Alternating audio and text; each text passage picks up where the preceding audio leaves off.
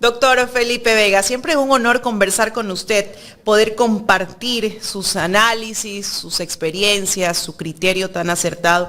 Y ya que estábamos hablando de violencia política de género justamente con la asambleísta Liliana Urán, topamos a este personaje, ¿no? Pero yo le pregunto a usted, ¿no? ¿Andrés Castillo es un personaje o este sería realmente la personalidad de él? Porque es un hombre que se ha expuesto mucho últimamente en la palestra pública, pero de una forma desagradable, violenta. Yo recuerdo ahora poco que salió con una tarrina y dijo, le voy a dar hasta para llevar, o sea, y de verdad que denigrante es saber que a mí no me representa, yo no le di el voto, pero que representa a una parte de la población, una persona con este perfil y con estas características.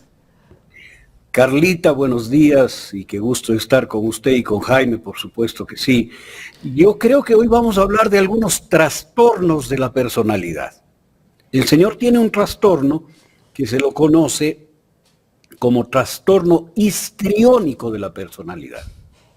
Es decir, la persona que hace acciones escandalosas de cualquier género para ser tomada en cuenta.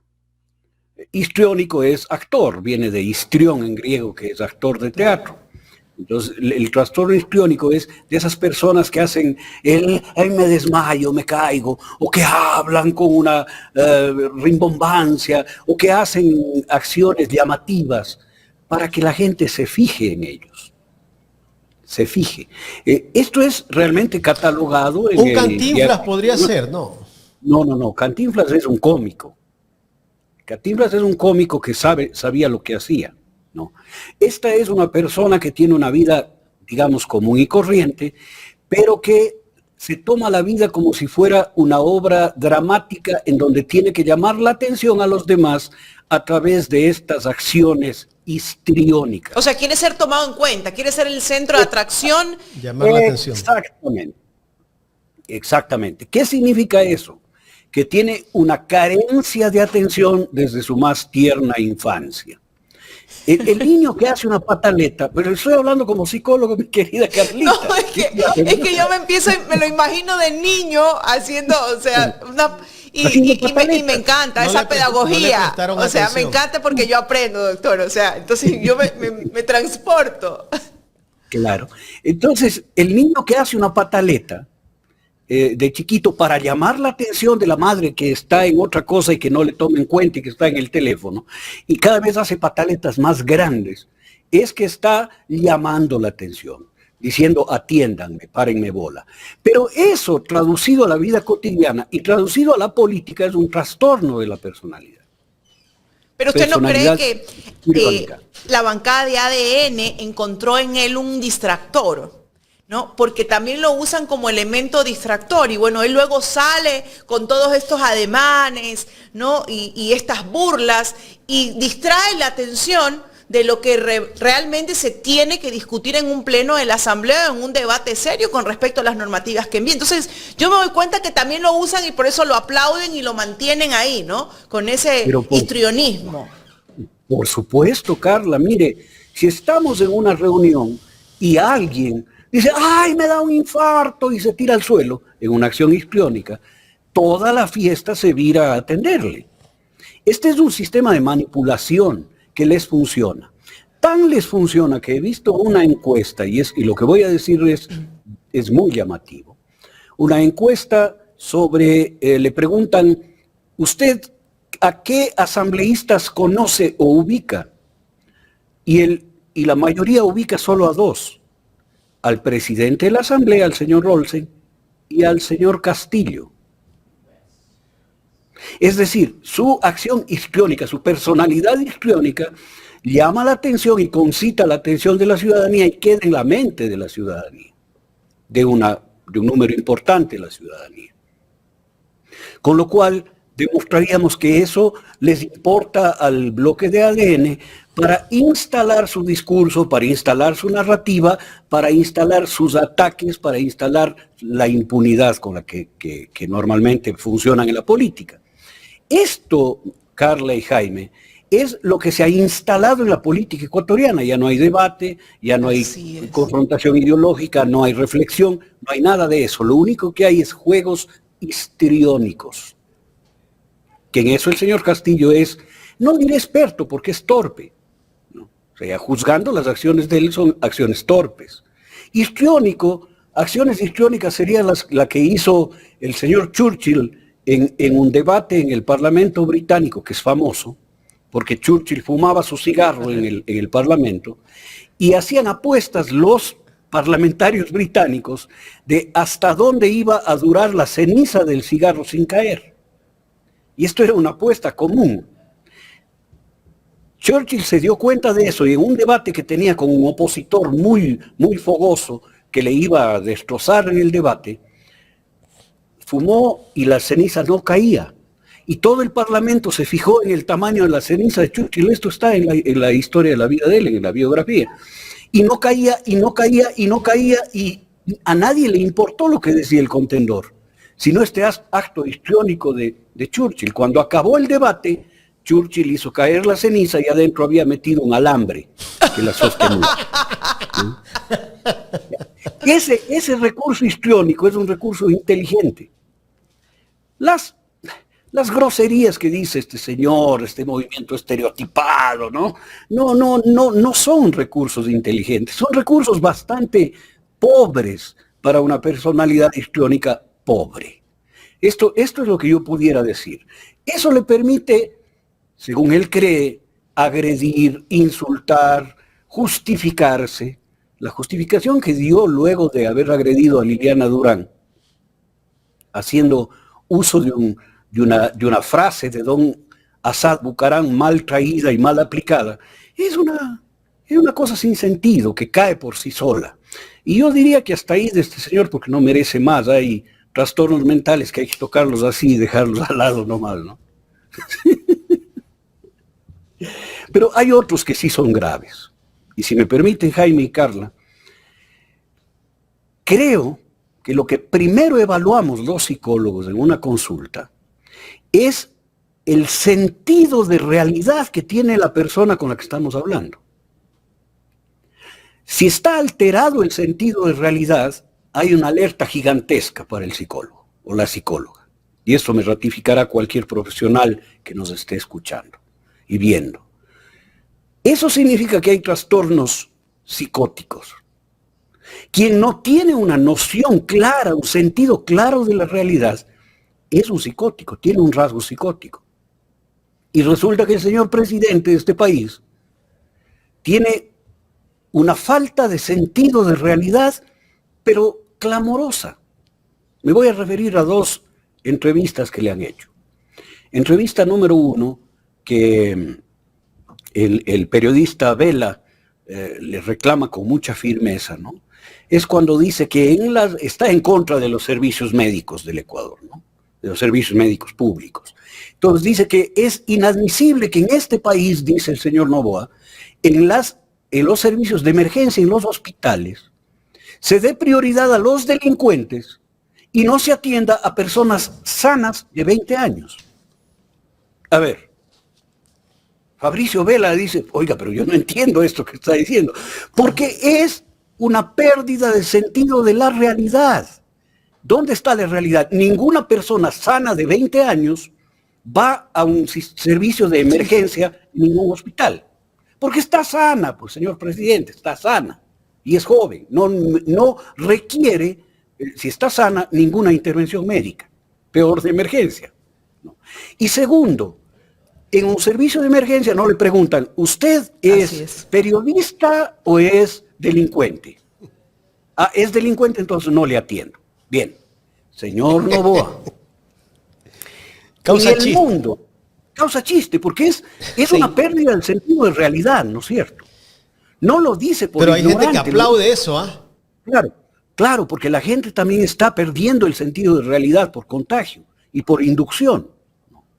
Entonces, no es ignorancia, pero le voy a contar al señor presidente que desde el año 1994, en la ciudad de Manchester, en el Reino Unido, establecieron lo que se llama el triaje de Manchester, ¿Qué es el triaje de Manchester? Es un orden de prioridades para atender a las personas que llegan a un servicio de emergencia. Y si ustedes van al Hospital del Seguro, a donde yo sí voy, he estado ahí con mi esposa, y se ve el triaje de Manchester en un letrero grandote, en donde el color rojo significa que está en riesgo la vida de la persona que llega, sin importar si es blanco, si es negro, si es indio, si es alto, si es bajo, si es mujer, si es varón, si es delincuente, si es mecánico o si es presidente de la República. Es persona, señor Noboa. Y esa persona que está en riesgo su vida tiene que ser atendida en primer lugar. Está establecido en el triaje de Manchester. Porque los médicos no atienden como él sí atiende y dice, a ver, son mis panas, les doy negocios. Son del pueblo, son mis enemigos. No, así no funciona. No. Funciona, el médico ha hecho un juramento hipocrático de salvar vidas y salvará la vida que llegue en riesgo de quien sea, sin importar nada de su juramento. Entonces, lo que él dice es una desconexión de la realidad absoluta. Y la segunda entrevista a la que quiero referirme. La segunda entrevista es en donde le piden ratificación, uno de los periodistas de algún radio de los que tiene comprados, le pregunta si se ratifica en la idea de pasar la seguridad social al Ministerio de Salud Pública. Y el señor dice, es que el seguro es una cosa muy complicada que no se puede comprender. No, señor Noboa. No, señor Noboa. Usted no puede comprender. Usted no comprende. Para usted es o me da plata o no me da plata. Negocio. Y si no me da plata, es complicado. Por lo tanto, hay que volverle simple para que me dé plata. Esa es su lógica. Y esa lógica es reñida con la realidad. Es un rasgo clarísimo de pérdida del sentido de la realidad. Y eso se llama psicosis. Es un trastorno psicótico.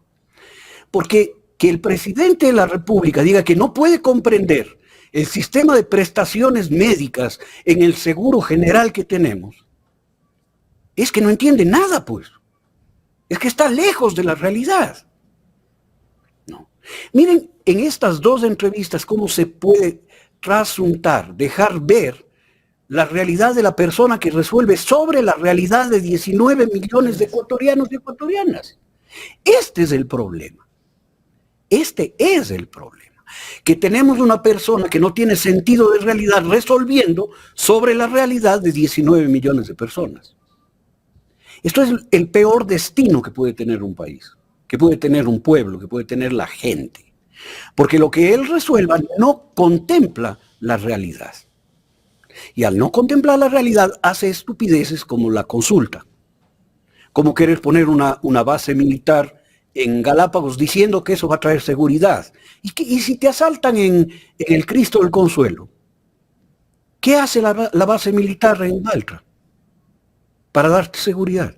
Lo que decía Carlita es muy inteligente. ¿Por qué no ponen en Durán la base? Porque la base no se va a encargar, ninguna base se va a encargar de esto. Y hay un argumento que le escuché decir a Martín Pallares, que me parece lo más simpático sobre las bases militares, que demuestra la falta de realidad del señor, ¿no? Dice Martín Pallares que yo voy a votar no por las bases. Y le dicen, ¿y por qué? Pues si tú eres del gobierno, ¿cómo vas a votar no? Dicen, no, pues porque acá viene Putin y nos pone una base, pues. O sea, va a haber una base rusa, va a haber una base chavista, va a haber una base china con la apertura. O sea que la Constitución ecuatoriana previene al Ecuador de cualquier tipo de presencia militar. Entonces no está tan mal. Pero no se sorprenda que si vamos a una constituyente pongan que solamente pueden ser bases norteamericanas. Por eso apuestan a la constituyente, para poder hacer lo que les dé la gana. Pero lo que les dé la gana es en un fallo del concepto de la realidad de este país. Mis hijos, Jaime y Carlita, han nacido en el hospital del IES de Cuenca. Los hijos del señor Noboa han nacido en una clínica privada en Miami. Y él piensa que esa es la realidad del Ecuador, que nosotros podemos coger el avión propio, privado, y llevar a la esposa a Miami, hacerle que dé a luz y regresar con ella en el puerperio y con el bebé en los brazos. Esa no es la realidad del Ecuador. La gente da a luz en la puerta del hospital porque no hay quien le atienda. Así es. Esa es la verdadera. ¿No es cierto? Esa es la realidad verdadera, la realidad real. Así es. Y entonces no puede gobernarse de espaldas a la realidad. Y que le importe un pepino la realidad de los 19 millones de ecuatorianos. Y aquí viene un problema serio, Carla, que es el sistema de expectativas. Si a mí en esta mecánica que hemos hablado varias veces de la disonancia cognitiva, en donde yo sé que no tengo atención médica, yo sé que estoy abandonado, yo sé que soy pobre, yo sé que no tengo trabajo, pero no quiero esa realidad y quiero otra realidad diferente, mejor, más digerible, y me venden una realidad ideal, que es la que genera el señor Noboa en su trastorno, yo me creo esa otra realidad, pues, y me sumo a la falsedad y a la mentira. O sea que esa es la forma en que el pueblo cree. Esa es la forma en la que el pueblo cree. Esa es la forma en la que el pueblo cree. Porque en el momento de mayor angustia, de mayor oscuridad, clamamos para que pase. Y si alguien nos dice, no, pues vamos a cerrar esos servicios de salud que no sirven y ustedes van a tener una gran atención. ¿Gran atención en dónde? Él va a poner su avión para llevar a los cientos de miles de enfermos a las clínicas en Miami a que les atiendan. Pero doctor, si no pueden con el Ministerio de Salud Pública. Ministerio de Salud Pública tampoco brinda la atención adecuada. No hay médicos, no hay medicina, no hay absolutamente nada. Y allá nos quieren mandar a los afiliados al Seguro Social. ¿Por qué razón, Jaime? Porque de fondo hay una voracidad tremenda para apropiarse, privatizar las pensiones y los servicios del Ministerio de la Seguridad Social. Tendrán puesto el ojo y se les dirán las babas ante el hospital del Seguro Social en Guayaquil, en Los Ceibos, que es el hospital más moderno y más grande del país. Y ya estarán pensando en que ese será vendido a precio de gallina con mal al grupo médico de la familia Noboa. Alguna clínica privada, ¿no? Claro, exactamente. Esta o del señor presidente del IES, que es del grupo Kennedy. El señor Lama. ¿Cierto? El señor Lama. Entonces ya estarán con los ojos puestos en eso. Y a través de esta falta de realidad del presidente, falta de sentido de realidad, y aprovechando la esperanza de este pobre pueblo sufrido, van hacia adelante a esta brutalidad que es desaparecer un servicio que fue creado como producto de la Revolución Juliana en el Ecuador. Existe desde la época de Isidro Ayora, ¿no? Y que ha atendido a millones de ecuatorianos. Mi padre murió en el servicio de terapia intensiva del hospital del IES. El padre del señor Noboa no está en el IES. Está en algún hospital de alto nivel, clínica privada en los Estados Unidos. Y con esa lógica nos juzgan a todos. Yo quisiera saber quién de nuestra audiencia no ha sido atendido en el servicio médico de la Seguridad Social. ¿Qué familiar, qué padre, qué madre, qué esposa no ha dado a luz allí?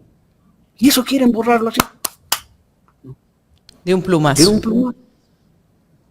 Entonces, creo que estamos en manos de un psicótico. Y lo digo sin ningún empacho.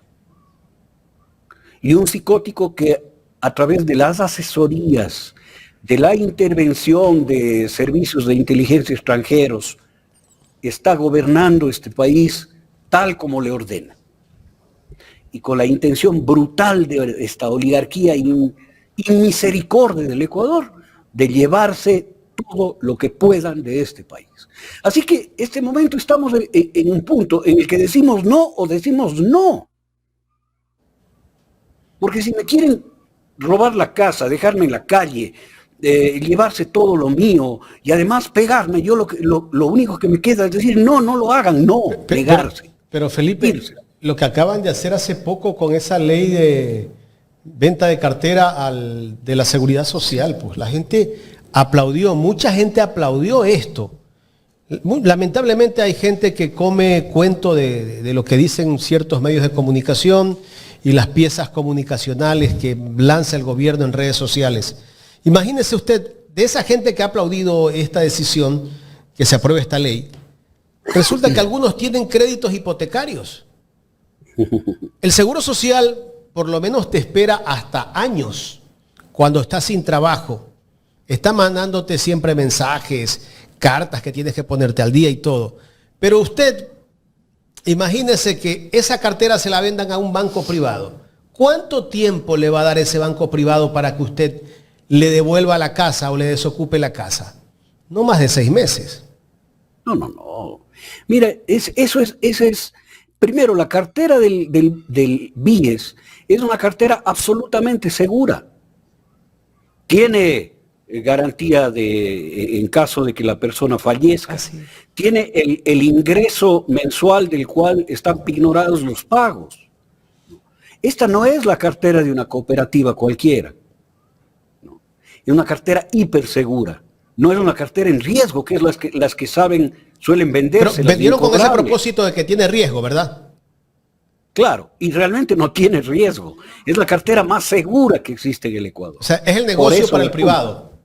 Es el negocio para el privado. Y después lo que dice Jaime es absolutamente cierto. La seguridad social, y señor Noboa, escúcheme, porque usted dice que la medicina en la seguridad social debe ser eficiente y generar ganancias. A ver, bájese de ahí. El sector privado en el que usted ha fallado, porque usted no genera ganancias en el sector privado, sino quiebra las empresas del sector privado, es diferente al público. El sector público no genera ganancias, no genera utilidades. El sector público genera servicios. Sí, lo confunde con la corporación Noboa. Servicio, pero la corporación Noboa, donde él no genera ganancias. Él ahora está generando ganancias a través del aprovechamiento del erario nacional y de los bienes públicos, ¿no?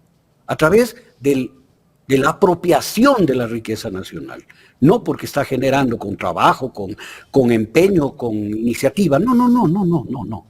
Esto es a lo pirata. Entonces, la seguridad social no está para generar utilidades a nadie. Está para dar servicios, para cubrir necesidades, la necesidad de vivienda. Por eso hay créditos hipotecarios. La necesidad de dinero para educación, para inversión, para compra de un vehículo. Para eso están los créditos quirografarios. Y para las necesidades emergentes que están los créditos prendarios del Monte de Piedad, en donde uno va y deja las joyas y dice, oiga, présteme porque necesito este rato, no sé, para comer. Ya, y le prestan. La seguridad social fue creada en la Alemania de inicios del siglo anterior para cubrir las necesidades de los trabajadores y las trabajadoras, no para generar utilidad a nadie.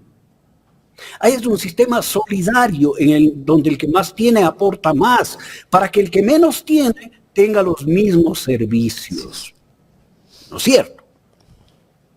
Exíjale pues al ISFA y al ISPOL que generen no utilidad, que cubran sus necesidades de gasto, pues, y que no haya que pasarles 40 millones de dólares al mes. O que los envíe también a atenderse al Ministerio de Salud. También entonces el hospital de la policía, díganle chao a todos esos hospitales y envíenlo al Ministerio de Salud. ¿Qué les pasa? A ver si les va a gustar, pues, ¿no?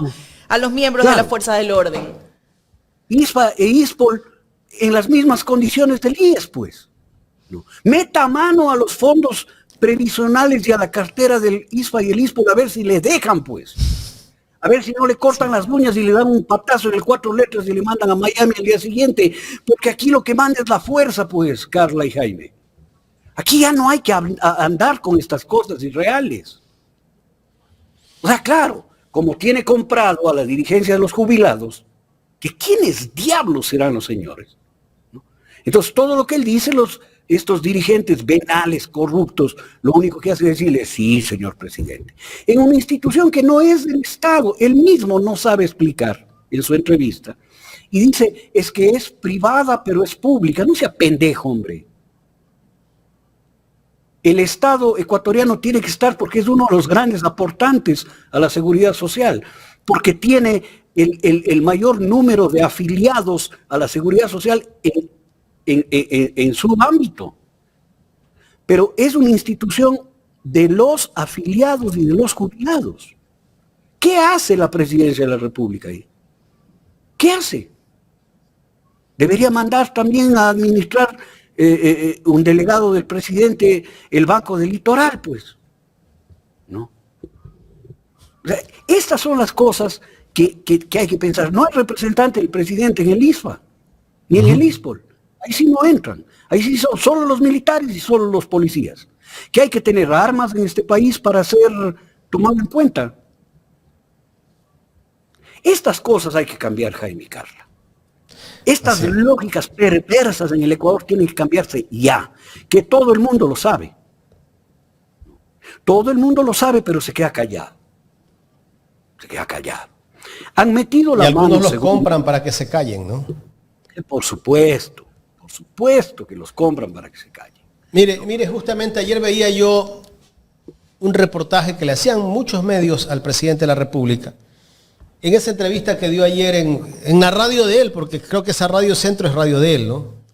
Hablando de que el país está bien, está boyante, que estamos casi que viviendo ya en el paraíso, el nuevo Ecuador ya es una realidad, ya somos Singapur o somos Dubái. Bueno, en fin, se tiró flores, que hay un crecimiento económico bestial, ¿no? Pero yo no sé para quién es ese crecimiento económico.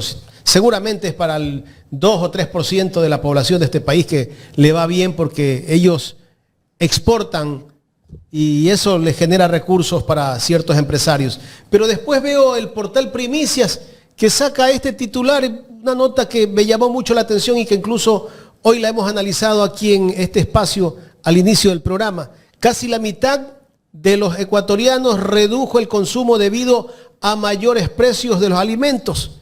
¿Cómo es eso, pues? ¿Cómo es eso, doctor? ¿Por qué nos venden una cosa y resulta que la realidad es otra?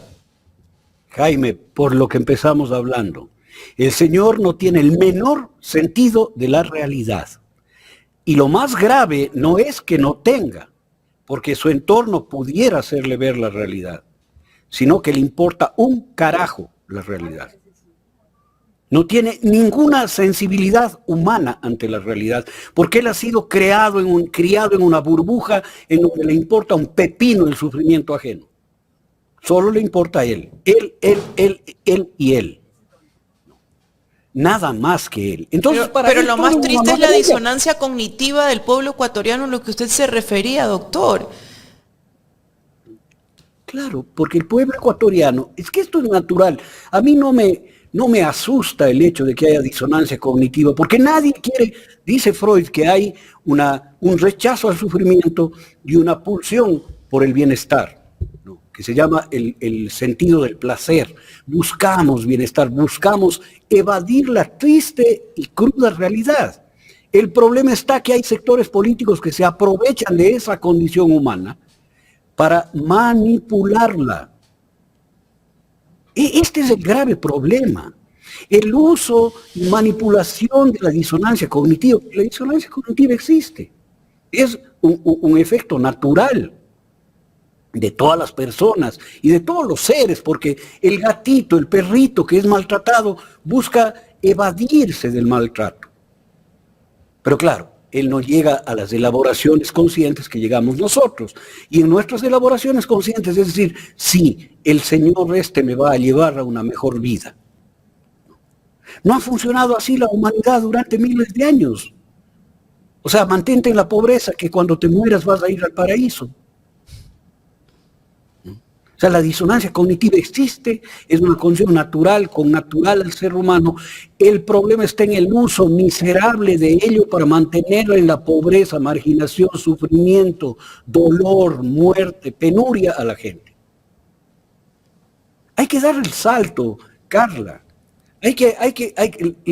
La realidad nos hace libres, nos pone ante lo que realmente estamos y vivimos y tenemos que tener el coraje. ¿Y hasta cuándo se va a permitir que jueguen con nuestras ilusiones, que jueguen con nuestra esperanza, que jueguen con ese anhelo de vivir mejor que tienen todos los ecuatorianos, porque, bueno, entonces nos basamos en eso, en la esperanza que tenemos de que van a poder hacer algo por los ecuatorianos.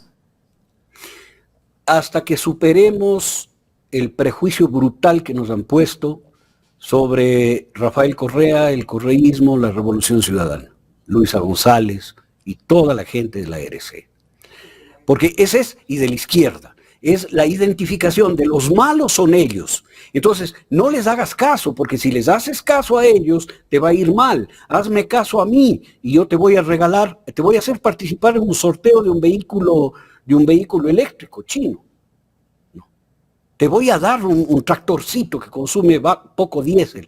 Entonces juegan con las expectativas de la gente y le van llevando hacia la esperanza de un futuro mejor, renegando de lo concreto, real, que vivió durante 10 años. No quieren que volvamos a eso. Y aquí hay que empezar a reconocerse como correístas sin que nos importe un pepino lo que opine el señor Vera, lo que opine el periodista Ortiz, o los que son pagados por ellos, porque quieren llenarnos de vergüenza y de pudor y decir, ay, qué mal, no, yo no soy, o sea, yo sí pienso esto, pero no soy correísta, yo sí soy correísta, carajo, y no tengo ningún empacho en decirlo. Y reivindico la condición de ser de la Revolución Ciudadana porque es la única que ha sacado de la pobreza a millones de ecuatorianos y ha establecido un sistema justo. ¿Usted está afiliado a la Revolución Ciudadana, doctor? Yo soy afiliado desde hace poco. Pero soy de la base, yo nunca he buscado un cargo, ni busco un cargo, ni dirigencias, ni nada de eso. No me interesa. Si le proponen de pronto algún cargo para la presidencia de la RC, ¿lo aceptaría usted? Oiga, depende. Depende. Depende. Me parece que es un buen cuadro para ocupar ese... Con experiencia. Gracias por el piropo, pero déjeme pensarlo. Si usted me va a hacer presidente, pues no sé. Mire, yo creo que es necesario transformar. Por ahí se escucha su nombre, doctor. Bueno, se escucha por muchos lados muchas cosas, pero habrá que ver qué pasa. Algunos dirigentes lo han propuesto. Puede ser, me alegraría, les agradezco, pero yo creo que lo importante es no perder de vista la razón de ser de una organización política como la RC o cualquier organización de izquierda. Hoy vivimos una guerra, una lucha de clases abierta y frontal entre la peor de las oligarquías y el pueblo ecuatoriano. Y el pueblo pobre ecuatoriano. Solo hay dos opciones, Jaime y Carla. O estás con la oligarquía o estás con el pueblo. Así es. Si estar con el pueblo significa ponerme al frente de la RC, me pongo. Para evitar que las oligarquías sigan mangoneando de esto. Para que sigan derrotándole a la única fuerza que puede ganarles. Si es que yo puedo hacerlo, sería cumplir un sentido en la vida, pues. Pero nadie me ha dicho nada, oiga. Perdón, que me dices usted. Una fuente muy cercana a la dirigencia nos pasó ese dato. Así que... Dígale que me llame y me cuente. No podemos revelar la fuente, pero en todo caso le voy a decir. Claro.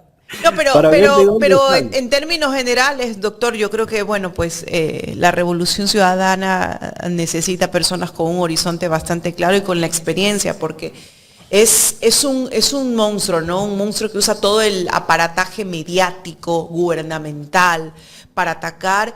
Y lo más duro y lo más difícil de enfrentar es esa división social, de clases sociales por la que se ha venido luchando tanto, ¿no? Esa igualdad de derechos, de condiciones.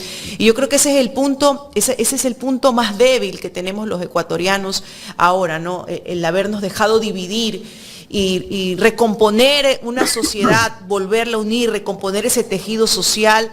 Es difícil, mucho más ahora, imagínense, después de me corregí ayer Pacha Terán, no fueron 30 ni 31, fueron 36 días de paro nacional que sigue causando una división, ¿no? Profundiza, agudiza esa división latente que existe. Entonces, esa reconstrucción, esa unión, esa recomposición del tejido social es súper importante, y desde mi perspectiva sí creo, pues, ¿no?, que quien asuma, por ejemplo, estos cargos, ¿no?, debe de trabajar no solamente con esa visión política que tiene que tener, ¿no?, como partido de resistencia, sino también de reconstruirnos y devolvernos la esperanza que en algún momento Rafael Correa nos devolvió, la dignidad que devolvió en algún momento al pueblo ecuatoriano. Oiga, usted está buena para presidenta de la RC, pues. No, doctor. Gracias. Porque Pero puedo ser razón. su asistente, puedo ser su asistente. No, Puedo ser su asistente. No estamos bien de periodistas, pero mire, yo creo que sucede una cosa que vale la pena analizar si es que me dan un poco de tiempo. Primero, la Revolución Ciudadana que se llamaba Alianza País, Alianza País.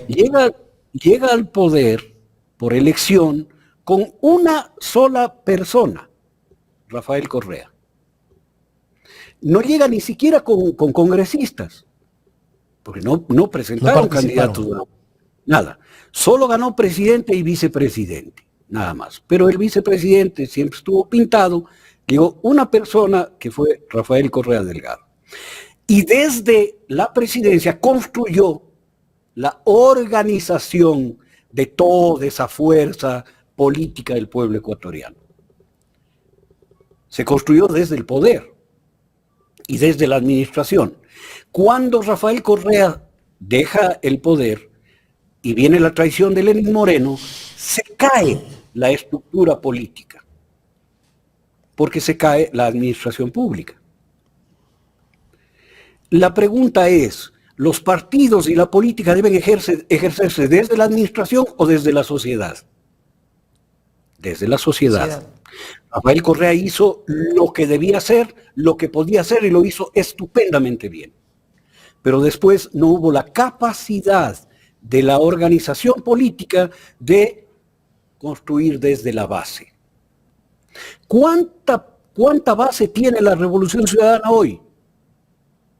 Sin fraude, 5,5 millones de votantes. Con fraude, 4,5 millones de votantes. ¿Dónde está la organización de esa gente? No, solo están las administraciones, el alcalde, el prefecto, la prefecta, que dicen ser los dirigentes de la Revolución Ciudadana. Eso no es cierto. Hay una orfandad de liderazgo y de dirigencia en la Revolución Ciudadana. Falta trabajo político. Así. Yo más bien diría que falta canalización al trabajo político que tienen las bases, los colectivos, las organizaciones de base de la Revolución Ciudadana. ¿No? Entonces, si hay una tarea para la Revolución Ciudadana, es dejar de ser una organización para la administración, para convertirse en una organización para la política y para la rebelión social, pues. Porque con esa fuerza de la RC, aquí no habrá ningún asambleísta, ministro, presidente desrealizado, fuera de la realidad, que pueda gobernar este país. Y vendrán las transformaciones. Esta creo que es la reflexión de fondo, más allá de lo que ustedes dicen, como una reflexión de militante de base de la Revolución Ciudadana. No habrá ni siquiera necesidad de hacer una campaña. Porque ese 70% de ecuatorianos y ecuatorianas votantes que anhelan que regrese Rafael Correa y que no le dejan volver porque saben que si vuelve arrasan, ¿no? Están esperando un espacio de crecimiento y de manifestación política y de ejercicio político. Creo que esto podría redondear la idea sobre la Revolución Ciudadana. Claro, significa un trabajo gigantesco. Y una cosa final, Carla y Jaime. Yo soy un hombre marxista desde la universidad, y no lo voy a negar jamás. Y Carlos Marx, en el Doctor, 18 Brumario... Sí. No como Zaida Rovira, ayer entrevistábamos al doctor Milton Gudiño, Que ella ha sido de izquierda, pues, y salía a tirar piedras, a parar, a cerrar calles cuando era estudiante de Derecho acá de la Universidad de Guayaquil. Y resulta que ahora ella acusa a los que salen a protestar de terroristas. De terrorista. Ella no es referente para nada, hermano. Y la otra que también era de esa misma línea, Ivonne Núñez, la ministra de Trabajo. Claro, Ivonne Núñez. Y un montón más. Y un montón de gente más. Hasta Jarrín. Sí. ¿No? El asesor número 1 de Novoa. Pero mire, yo decía, Carlos Marx dice en este 18 Brumario, que los revolucionarios no pueden vivir de las viejas glorias del pasado, dice. No podemos seguir viviendo de lo que se hizo en esos 10 años. Dice Marx, están obligados a escribir en el presente la poesía del futuro. Y la RC tiene que escribir hoy la poesía del futuro, de mañana, el destino de este país. No. El que lo pueda hacer, Jaime y Carla, tiene que ponerse al frente. Quien sea que sea. No. Y con eso demos la vuelta a la página y volvamos a la psicología. Si lo invitan para que usted sea doctor, lo haría. Vea, si me invitan, el primero en saber va a ser usted y Carla, los primeros. Bueno, porque aquí la lanzamos, ¿ah? Espero que la entrevista sea exclusiva para Ecuador en directo. Ya, eso será. Por ahora estamos en resistencia y seguiremos en resistencia, eso, olvídese. Por supuesto. Resistiremos, ¿no? A ver.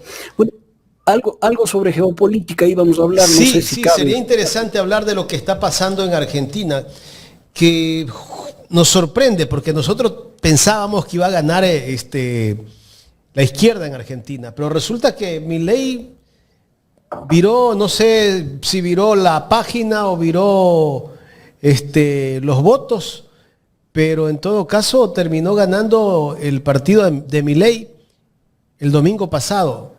A pesar de todos los problemas que tiene Argentina, la gente todavía sigue confiando en un presidente que es hasta medio loco. No es medio, es completamente loco. Yo creo que no es la gente la que confía en ellos, sino que no tienen una alternativa sólida de la cual colgarse y a la cual apostar. Quiero decir con esto que el peronismo en Argentina, especialmente en el lado kirchnerista, no ha logrado dar el salto de esta visión institucionalista, administrativa, hacia una acción como la que tenía el peronismo en la época de Perón. No. Una acción política desde el pueblo, desde la base. Lo mismo acaba de suceder en Bolivia. El MAS perdió y ganó el señor Rodrigo Paz de una opción de centro derecha, no porque el pueblo boliviano confía en este tuto que es de la ultraderecha, no confía en él. Buscó una opción intermedia más o menos, ¿no?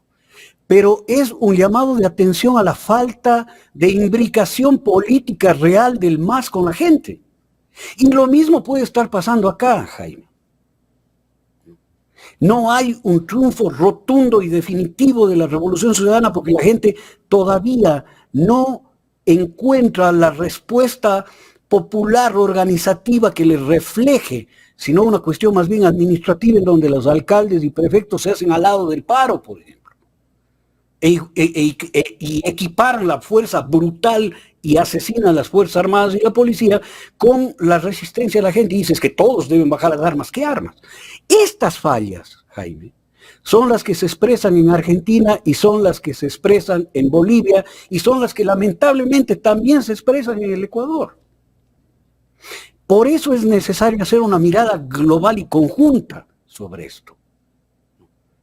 Si el kirchnerismo no modifica su acción política y retoma la tradición más grande del peronismo, esto lo digo porque hay sectores en donde gana el peronismo y pierde el kirchnerismo, que es muy raro, ¿no? Es muy raro. Entonces tienen que modificar la acción política para poder consolidarse como la verdadera opción del pueblo argentino. Y esa es una tarea muy, muy fuerte, muy grande y muy difícil de alcanzar, pero posible de alcanzar. En Bolivia pasa exactamente lo mismo. El MAS ha tenido una larga presencia y al final una presencia conflictiva en la administración pública en Bolivia. Pero también por divisiones que se dieron entre Morales y... Pero son las mismas divisiones del peronismo o parecidas divisiones entre el peronismo y el kirchnerismo. Pero quien gana la elección en Bolivia, doctor, es un presidente de centro, ¿no? Centro izquierda, no es extrema derecha. No, centro derecha más bien. Es una especie, mira, yo creo mucho en las decisiones de la gente. Siempre son acertadas, porque están dando grandes lecciones a los que deberían representarle. Con Rafael Correa nunca hubo dudas sobre eso. 14 elecciones, 14 ganó. Hasta la última, que fue la del traidor, ¿no? 14. Luchando contra todos, siempre ganó. Porque el pueblo reconoce dónde está la verdad. Pero si la verdad está a medias, si no hay una cosa absolutamente contundente, el pueblo busca otras opciones, Jaime. Claro. Y se equivoca en su elección. Entonces, lo que pasa en Argentina, y esta es la parte geopolítica de la conversación, pasa también en Bolivia y pasa en Ecuador. Porque el fraude no es posible si es que hay una diferencia de 10, 12 puntos. Si hay una diferencia de un punto y medio, es fácil hacer un fraude. No. Por eso, el reto en el Ecuador es lograr que la Revolución Ciudadana se consolide como la opción política en la calle, en la vida cotidiana, en el sindicato, en la comunidad indígena, en el sector de las amas de casa, en el mercado, porque solo así se puede ganar. Felipe, pero ¿cómo se gana el relato a la derecha? Porque yo entiendo que hay que organizarse y todo, pero también ellos tienen una campaña agresiva, comunicacional, ellos compran periodistas, el medio que lo necesitan lo compran, hacen lo que quieren porque tienen los millones de dólares, que creo que parte de esos millones de dólares son del Estado, del pueblo ecuatoriano que también paga sus impuestos, los invierten en la comunicación. Es un poco difícil, ¿cómo romper ese cerco mediático? A ver, mi querido Jaime, yo ahí me declaro más leninista que gramsciano. Gramsci decía que aquí hay una batalla cultural, que hay que ganar la batalla cultural y la narrativa.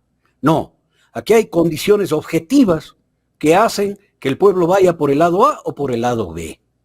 La inducción mediática ha existido siempre. La manipulación de la psicología psicológica en la sociedad ha existido desde siempre. El gran tema está que las condiciones objetivas tienen que hacer superar esta discusión de narrativas. ¿No? Decía el señor Jaime Durán Barba, experto en narrativas, que en Bolivia iba a ganar la narrativa de Tuto Quiroga, al cual él le asesoraba. Y Tuto Quiroga perdió en la primera y en la segunda vuelta. Las narrativas no son las que ganan, Jaime. Las narrativas dan justificación para que no se tome el mejor partido, porque el mejor partido tiene grandes problemas. ¿No? Problemas reconocibles. Por ejemplo, que hayamos votado muchísimas veces por candidaturas de la Revolución Ciudadana que en la esquina se da la vuelta y se pasan al frente. Eso tiene que ser reconocido como una condición objetiva. ¿Por qué sucede? ¿Porque eligen mal a los candidatos? No. Porque no hay un sistema de representatividad real de las fuerzas sociales que están dentro de la Revolución Ciudadana. Y la fuerza social quiere decir el colectivo pequeño del barrio, el grupo comunitario que actúa todos los días. Esta es la realidad, pues. La Revolución Ciudadana no tenía necesidad de poner a un tiktokero como Peña, ¿no? Ninguna.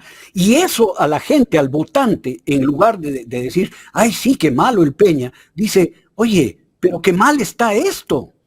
Claro, y era un tipo tránfuga, es un tránfuga, pues, como lo describió Javier Lasso. Claro, me obligaron a votar por él, porque yo tengo una idea, tengo un pensamiento, tengo una esperanza, una expectativa, y me ponen una partida de indecentes por los cuales tengo que votar. Y eso no solo es con Peña.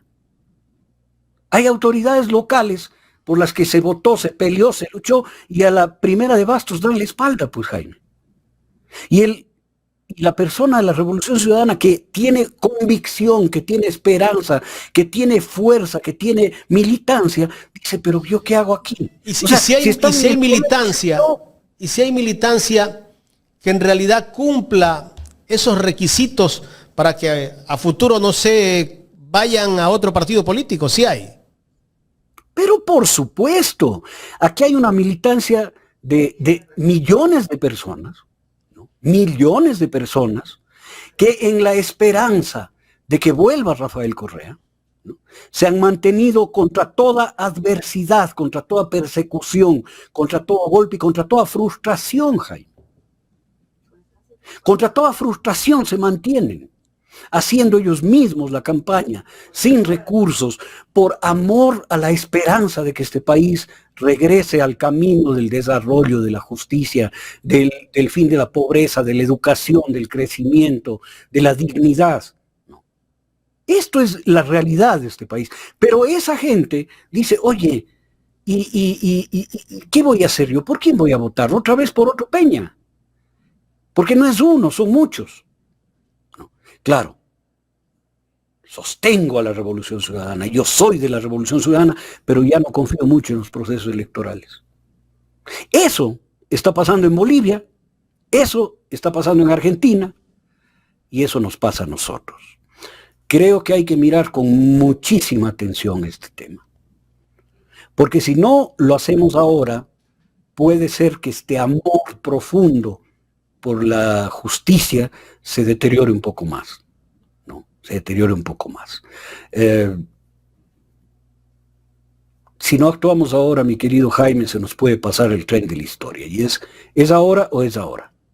¿No? Por supuesto. No creo estar hablando cosas fuera de la realidad, es lo que vivimos día a día, cotidianamente en el Ecuador. Eso es lo que vivimos, ¿no? Y creo que ya la gente demanda un paso más hacia adelante, un paso más hacia el futuro. Se nota en este paro de 33 días acá en Imbabura. Este paro, por ejemplo, demostró que las dirigencias no responden ya a las bases. Y esta es una realidad innegable. Las bases se van por encima de las dirigencias. Y eso no pasa solo en el movimiento indígena, pasa en todo. Pasa en todo. Reconocer esa realidad es lo que necesitamos. Uh-huh. ¿Y por qué todo el país no plegó al paro? Porque estamos en un momento, y ahí sí le doy la razón a Gramsci, que cuando anochece y todavía no amanece, surgen los peores demonios, los peores monstruos. La inmovilidad surge en estos momentos en donde no se sabe si ir para adelante o ir para atrás. Porque la acción facciosa, acción interesada de las dirigencias también boicotean, ¿no? A nadie se le escapa que el presidente de la Ecuarunari es el esposo de la asambleísta de Chimborazo que vota con el gobierno, pues. Entonces, si es parte del gobierno, ¿cómo va a empujar a la Organización Nacional Indígena a un paro, a un levantamiento? Esos van a frenar. Todos conocen el origen de la elección del presidente de la CONAIE, ¿no? Todos conocemos cuál es la posición de la FENOCIN, que no es la CONAIE, pero tiene una posición absolutamente pro gobierno, ¿no? O de la Organización de los Indígenas Evangélicos. Entonces, era imposible que las dirigencias puedan dar paso a un levantamiento general, porque están defendiendo al gobierno oligárquico. ¿No? Eso es así de sencillo. Claro, Marlon Vargas no lo vimos casi en ninguna manifestación. y saliendo a hacer propuestas disparatadas como que tienen que, ahora la nueva plataforma es que suban el salario básico a $680, cuando para eso, compensar el subsidio. Se terminó descalificando ahí. Claro, Leonidas Issa dice que, él lo dice, que eso fue una idea del señor Salvador Quispe, que es un accionante de la derecha dentro del movimiento indígena. O sea, esta es la realidad que estamos viviendo y que lleva a la gente, a la base, a decir, ¿sabes qué? Yo ya no quiero saber nada de ellos. No quiero saber nada de ellos. Esto es general en el Ecuador. Pero eso nos lleva a una circunstancia, Jaime y Carla. La gente, y así intermediarios, enfrenta directamente a la oligarquía. ¿Eso cómo se llama? Se llama lucha de clases. Y aquí hay que reconocer que el Ecuador está arribando directamente a la lucha de clases. Y ahí es en donde la oligarquía utiliza las Fuerzas Armadas y la policía con el único y exclusivo fin de reprimir la lucha de clases. Y para que luche contra la delincuencia les da minimotos y regalitos pendejos para que disque aparezcan como que están luchando contra la delincuencia. No les interesa. No les interesa a la oligarquía ecuatoriana, que tampoco tiene mediadores. Acuérdense que Jaime Roldós le decía a León Febres Cordero, insolente recadero de la oligarquía, es decir, del señor Luis Noboa Naranjo, abuelo del presidente actual. Hace 45 años. Claro, en el 79, 80, ¿no? Y el señor Noboa ya no tiene intermediarios, ya no hay socialcristianos, no hay intermediarios que llegan a ser presidentes y que ellos mandan desde atrás. La vicepresidenta es la señora Pinto. No es ninguna representante de ningún partido político, no es de la democracia popular como era antes los oligarcas de la sierra que tenían a la democracia popular a que actúe por ellos. No, ahora van directo, la hija del grupo Pinto va a la vicepresidencia, el hijo del grupo Noboa va a la presidencia, la oligarquía no tiene intermediación y el pueblo no tiene intermediación. Esto es un choque de dos fuerzas. Y ahí ponen a la policía y a las Fuerzas Armadas para reprimir a la gente. ¿Les interesa que se acabe la delincuencia? No. La alentarán. Porque así la gente vive en terror y miedo. Entonces hay que dejar de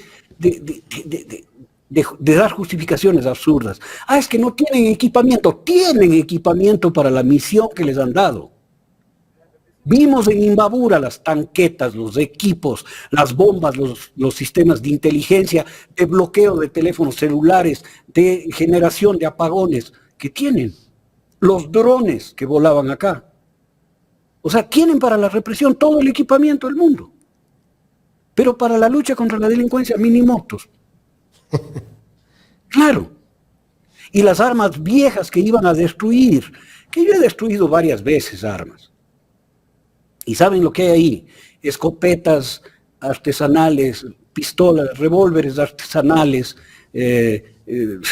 revólveres no revólveres, sino pistolas de cartucho, o sea, cosas que son absolutamente ineficientes en una lucha contra la delincuencia.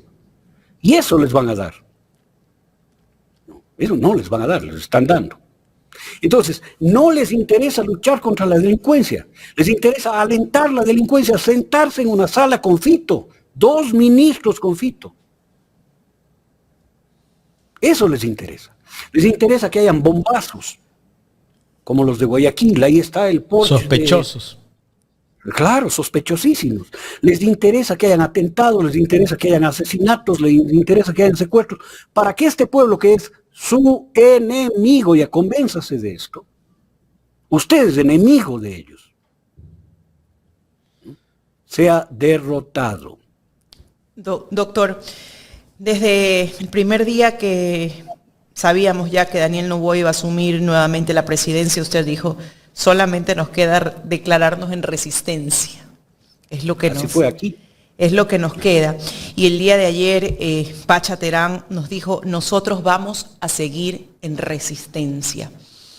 ¿Cuál es la forma de resistir en este país? en estos momentos? ¿O cuál sería la forma que tendríamos que aplicar como sociedad o las organizaciones sociales?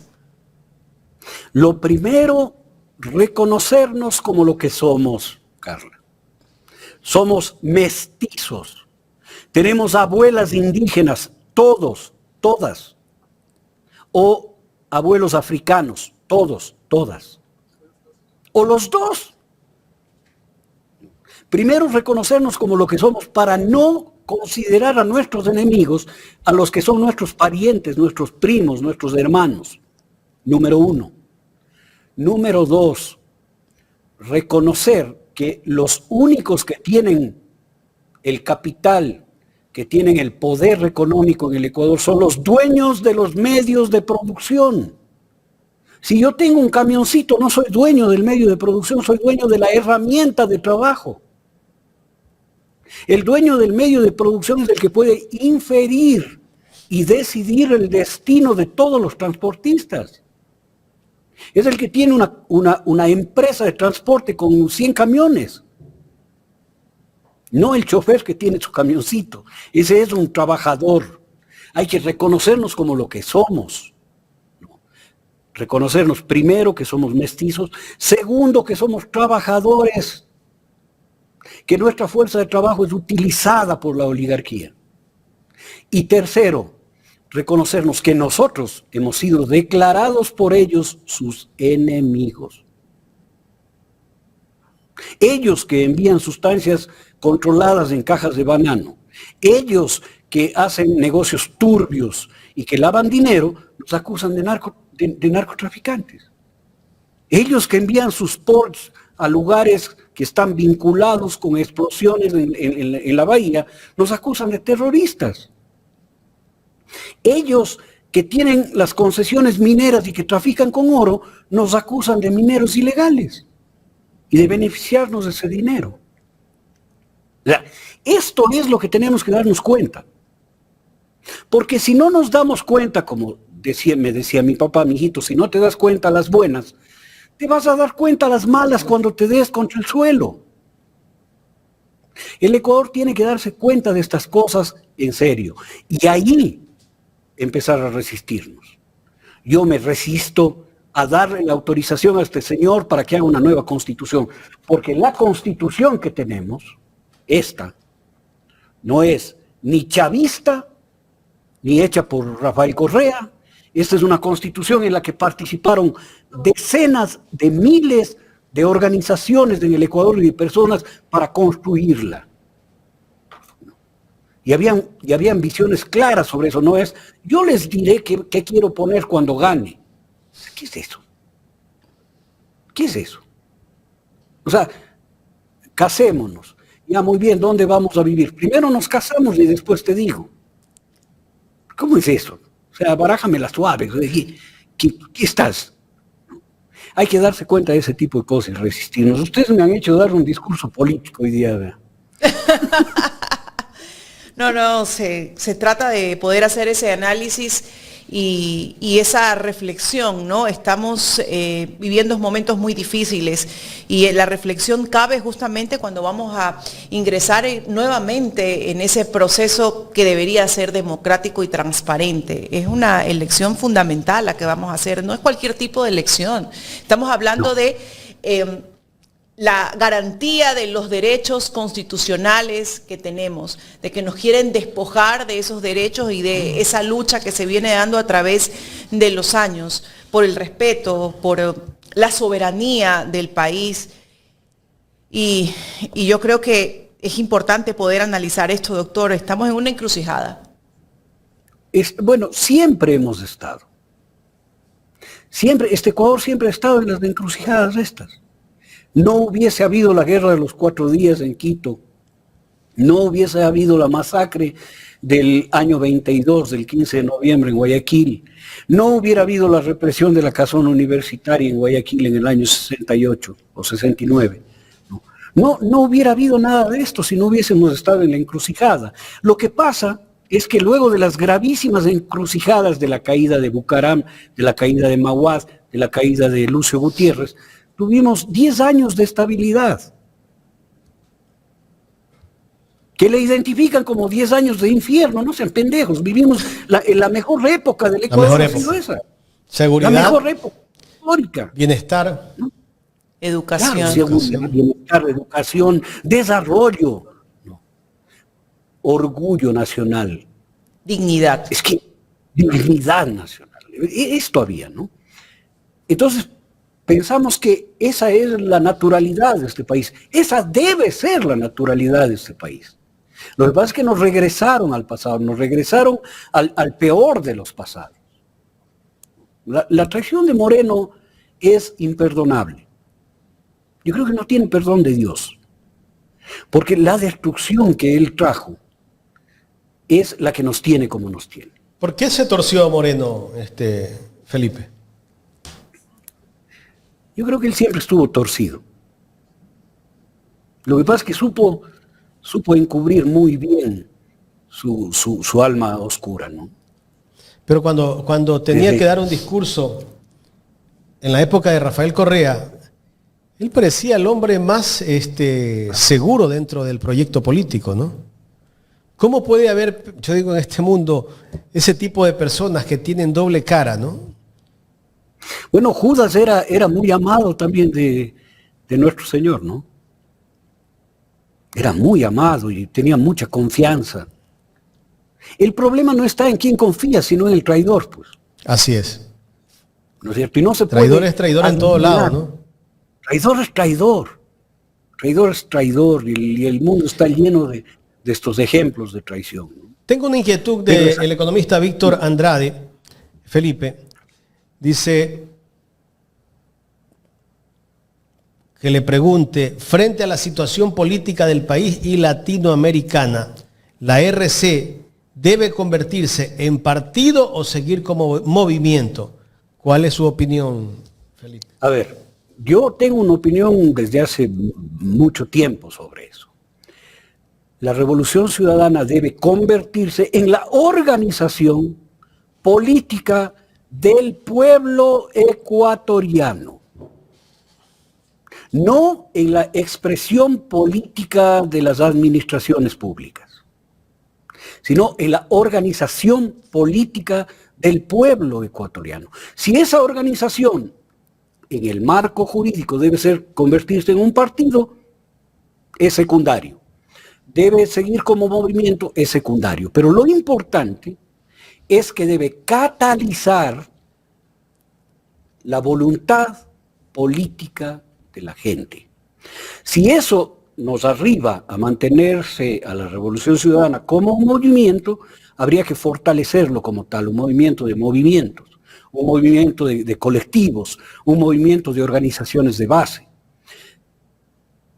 Si es que la expresión política de la gente en el Ecuador le empuja a ser un partido, tendría que ser como tal, pero la discusión sustantiva no está ahí.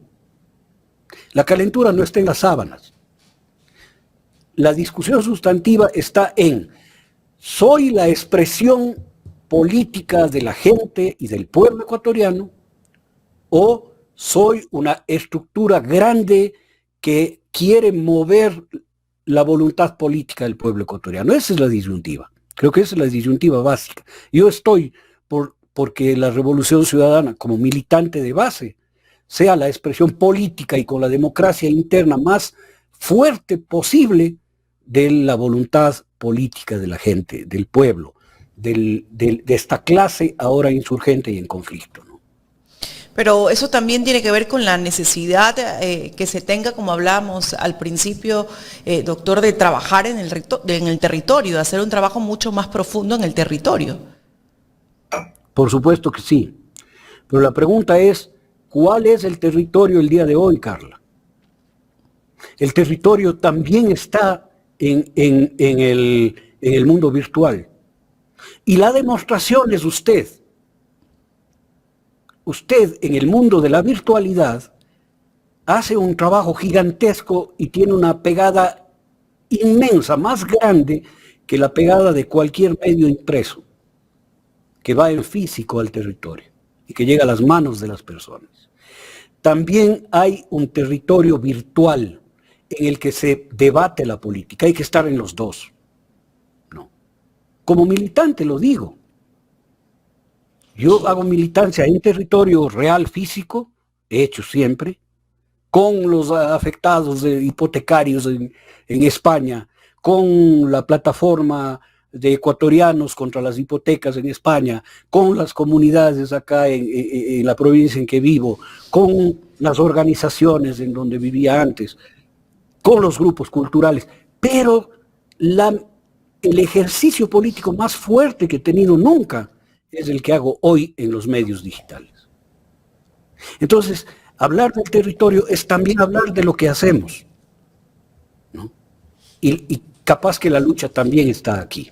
No hay que menospreciar, como dicen, dejen el teléfono y vayan a la calle. No, tranquilo. Han habido caídas de gobiernos con el teléfono, Nepal. Y aquí, los forajidos, ¿no? Entonces, creo que hay que redefinir también los espacios territoriales donde hay que actuar. Reconocer esto no es una acción de la dirigencia, no, es una acción de la militancia. La militancia tiene que reconocer, no quedarse así, medio achicompalada, diciendo, chuta, yo no salgo a protestar. No. Tienes una acción en redes sociales. Una acción por la cual el señor Daniel Noboa ha pagado, según el observatorio de pautaje en el sistema Meta, que está, hoy hay una denuncia con el website donde se puede entrar a ver eso, ha gastado en 15 días $112,000 de su tarjeta de crédito para pautar campaña por el sí. Dios mío. Qué barbaridad. ¿No es cierto? La pregunta, Carla y Jaime, es, ¿por qué el señor se gasta $112,000 en 15 días para poner propaganda del sí en Meta? Porque la importancia de las redes sociales es fundamental. Porque algún experto le recomienda. Claro, el territorio de la lucha política también está en redes sociales. Y también está en los medios digitales. Así que creo que hay que tomarse en serio esta militancia que tenemos. Hay que tomarse en serio. Saber que estamos dando lucha en los lugares que mayor alcance y mayor contacto pueden tener. Miren, hablamos aquí más de una hora. Y hay miles de personas que nos escuchan la hora, no porque yo sea nada, sino porque tienen una avidez enorme de tener explicaciones. Hay 4.000 personas en todas las redes conectadas. Mira, en vivo. 4.000 personas nos están escuchando. Eso no lo logras con ninguna revista, con ningún periódico, con ninguna radio de señal abierta. Peor con un canal de televisión, en donde todo lo que hemos hablado aquí tiene que reducirse a 1 minuto 30 segundos. Y después te reproducen una vez que termina el programa, ¿no? Te siguen reproduciendo. Claro. Entonces, esto es un poco las reflexiones contemporáneas que tenemos que hacer. Ser movimiento o ser partido no es sustantivo. Lo sustantivo es ser la representación política de la gente ecuatoriana. O sea, darle la vuelta, poner de pie lo que está puesto de cabeza. No es que yo como gran líder dirijo al pueblo ecuatoriano, no, al revés. Es estar en el territorio. Sí, pero ¿en qué territorio? ¿El territorio es solo salir a la calle con un letrero? ¿O el territorio es actuar en este territorio virtual en el que toda la gente está conectada? Hay más de 4.000 personas, Felipe. Mira, solo en X casi 300. Más. Claro, y después las reproducciones aquí son 40.000, 50.000. ¿no? En algún momento hemos llegado a 200 y pico de mil reproducciones. Entonces, esto te demuestra dónde está el territorio. La Gestalt dice que el mapa no es el territorio. ¿Ya? Yo me atrevería a contradecir a la Gestalt y decir que hoy en el mundo de la virtualidad, el mapa también es el territorio. Este mundo también es del territorio. Así es. ¿Cómo debe hacerse la campaña por el no frente a en los recursos económicos que tiene Daniel Noboa, Felipe? Yo no tengo ninguna incidencia como militante que soy de la Revolución Ciudadana en definir las campañas ni los métodos. No soy parte de ningún buró, de ninguna dirección. ¿No? Pero tengo el derecho de tener un criterio sobre eso. Y más como psicólogo social. A ver, aquí se está luchando en dos frentes absolutamente diferentes. Daniel Noboa utiliza el frente de las expectativas y las emociones. Entonces dice, vota sí y vas a tener seguridad.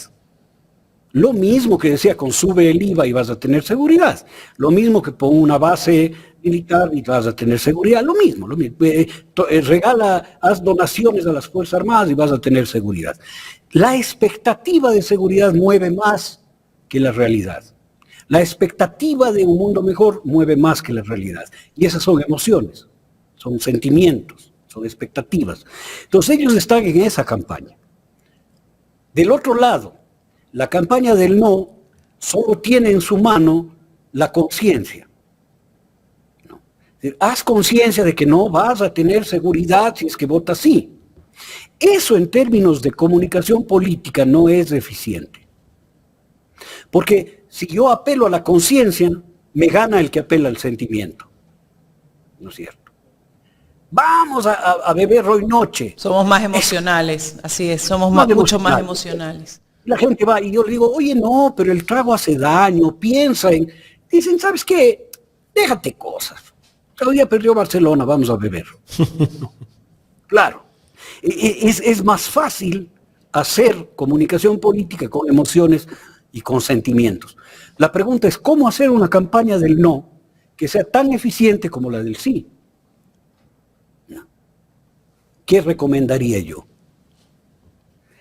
Lo que sucede en una pareja en donde el novio le dice que es la reina, que le va a dar todo en el mundo, que le va a comprar un vehículo, o sea, le tiene con todas las expectativas, ¿no?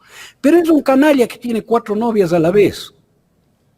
Cuando se cae la emocionalidad de la pareja, perdónenme que ponga este ejemplo un poco burdo, ¿no? Pero gráfico. Cuando la chica se da cuenta que él es mentiroso y que le ha mentido y que tiene 4 novias, ese momento la chica dice, ¿sabes qué? Coge tu oferta del departamento, del viaje a Las Vegas, de casarnos allá y anda a cantarle a Gardel porque yo no quiero saber nada de ti. Y le dice, no. Entonces, la única opción que tendría la campaña del no es demostrar lo mentiroso, lo farsante, lo engañador que es el señor Noboa. Para que la gente le diga, ¿sabes qué? Ninguna propuesta tuya vale. Estoy haciendo un análisis psicológico de lo que debería ser una campaña del no. Porque si nos ponemos a hablar del artículo 182 de la Constitución, a la gente le importa un pito. Y ya nos hemos dado cuenta que en ese análisis no ingresa. No ingresa, no va a ingresar. Así es.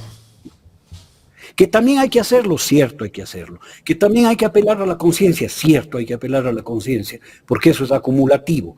Pero este rato hay que demostrar que el que te está convocando a preguntarte, a pedirte el sí en este nuevo matrimonio, es un farsante, un engañador, un estafador, un ignorante, una persona que no tiene noción de tus necesidades y que es cruel, que es malvado, que le importa un pepino matar gente en el Ecuador.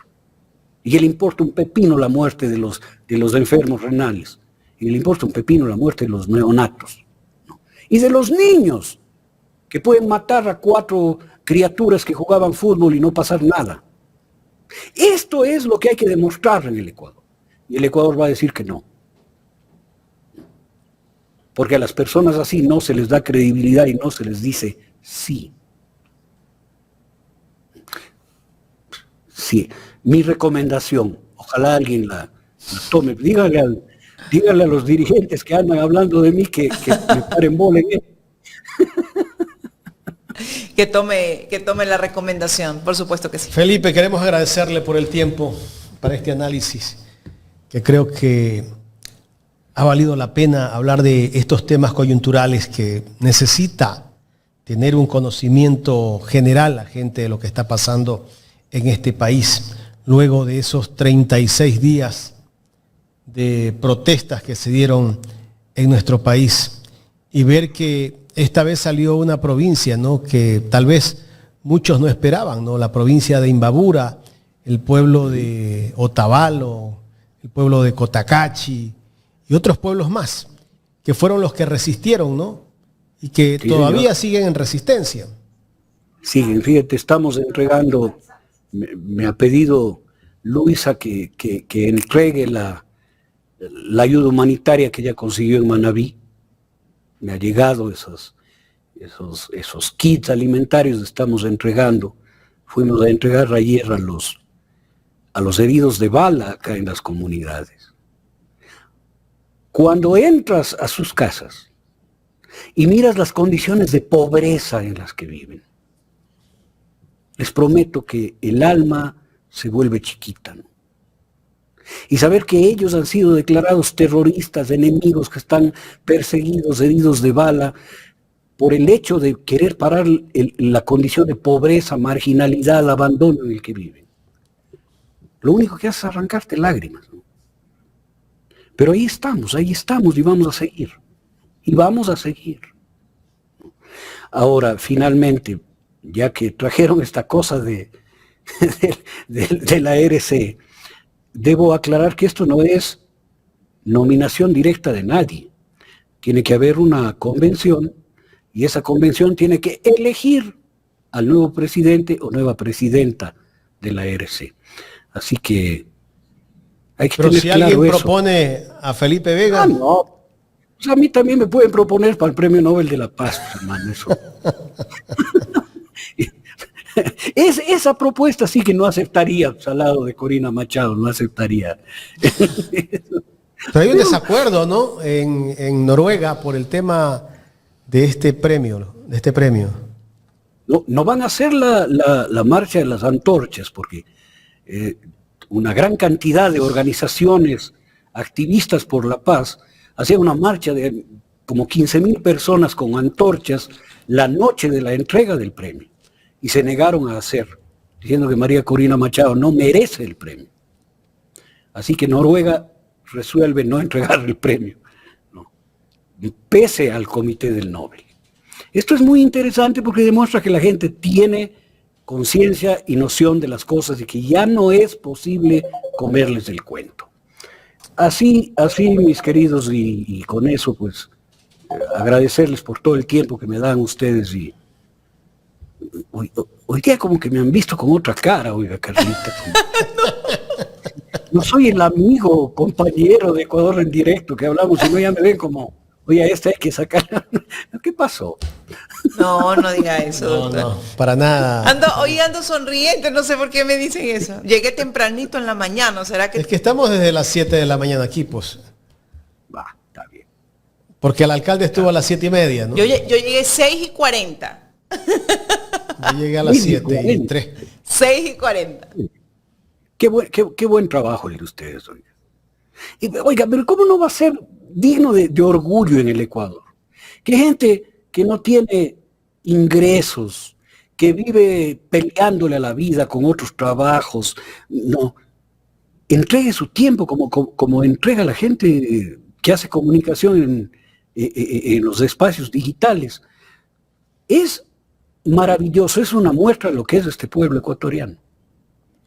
Y este pueblo ecuatoriano que en el paro ha hecho un montón de cosas, algún rato hablaremos, como las canciones, como las obras de arte, como las expresiones en TikTok y todo, y filmaciones, ¿no? Y el humor con el que han analizado la realidad del país, demuestra que somos un pueblo que merecemos otro destino. Sobre todo respeto y dignidad. Respeto y dignidad. Sí. Gracias, Felipe. A ustedes, Un abrazo. queridos amigos, abrazo, Carlita. Un abrazo, mi querido doctor Felipe Vega de la Cuadra. Espero volverlo a tener aquí de forma presencial, pero ya que no me dé... No, me tienen que decir, porque luego yo... No, es que ahí no, pues ahí termina la sorpresa. Yo que soy tan emocional y efusiva, porque de naturaleza soy así... ¡ah! El día que le fue a abrir la puerta, ¿cómo fue? No, casi me desmayo. Usted no me había dicho nada. Jorge le dijo, ábrame la puerta que estoy ocupado. Sí, Jorgito me dijo, ábrame. Usted abre la yo puerta. Casi me desmayo. Lo vi así, parado el doctor y yo, ¡ah! Nunca lo había visto. Nunca lo había visto. Nunca lo había visto. Y él me vio y me dijo, Carlita. Y yo, hasta gaga me quedé. Y cuando vino Boris Ávila. También me hicieron lo mismo, pero lo que pasa es que cuando vino el doctor Felipe Vega de la Cuadra, sí, mi expresión fue de sorprendida, no sé. Omar dice, o sea, cuando vaya yo, ¿cómo será? Ahí traigan ambulancia, porque se desmayó.